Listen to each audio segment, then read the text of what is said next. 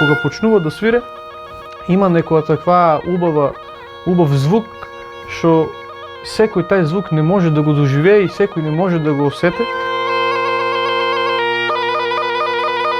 Гајдата ми е еден од најубавите инструменти македонски. Немаше кој да ме изучува да свирам на гајда и целото тоа изучување на гајда јас сам свирех, сам пробував некои работи, некои тонови, вадев. После ми се роди поголема желба и према гајдата и према инструментот гајда и почнав и да пробувам да го изработувам. Можда у почетокот малку не толку професионално, не толку квалитетно, ама дојдех до степен и да има квалитет.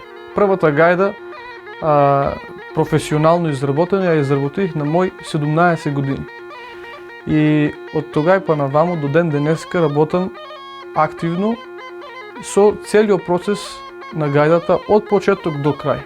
Значи, зборам за традиционално изработување на гајдата без никакви други додатоци од сега малку помодерното време. Кожата може да се изработува од овча кожа или од козја кожа, јагнешка или јарешка. Јас го имам тоа увидено дека јарешката кожа е поквалитетна од јагнешката кожа. Заради тоа што јарешката кожа е подебела кожата, а помало влакното.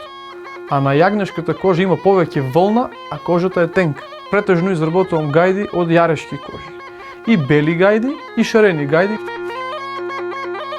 Откако ја земеме кожата, мора прво да ја осолеме со сол. Ситна сол се соле и стои одреден период у солта. 1 кило сол во една кожа оде. И откако веќе солта ја испереме, има си процес на прање со посебни прашоци за кожите. Испереме ги кожите и кога веќе дојде процесот на сушење, кожата се исуши до одредена влажност. И кога се исуши до одредена влажност, тогаш доаѓа процесот на вразување на главини. Главини се посебни делови кои што се вразуваат на кожата, во кои што после влегуваат елементите од гајдата. Од 2 до 3 дена па до недела време треба да биде на кожа, доколку не е многу ладно време. Бучалото е составен дел од 3 елементи: пискарник, средно или среднак и бучало. Најгорното е бучало. А гајдарката е главниот дел во гајдата, на која што свиреме мелодијата.